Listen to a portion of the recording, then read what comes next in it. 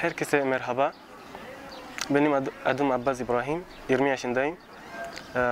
GAZİANTEP'te Tıp Fakültesi'nde okuyacağım inşallah. Ama şu anda Türkçe hazırlık yapıyorum. Ben Çad'dan geliyorum. GAZİANTEP Üniversite bize böyle bir fırsat sunduğu için gerçekten teşekkür ediyoruz.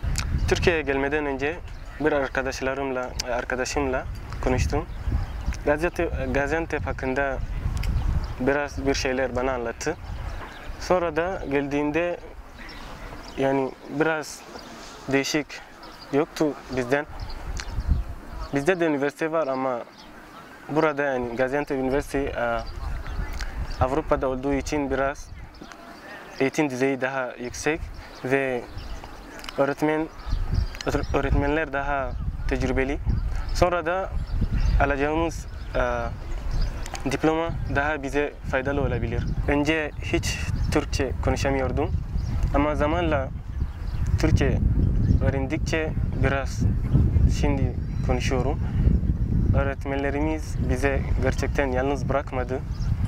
Bize ihtiyacımız olduğunda yardım ettiler. Buna gerçekten memnunuz. Sonra da birkaç Türk arkadaşlarımız oldu.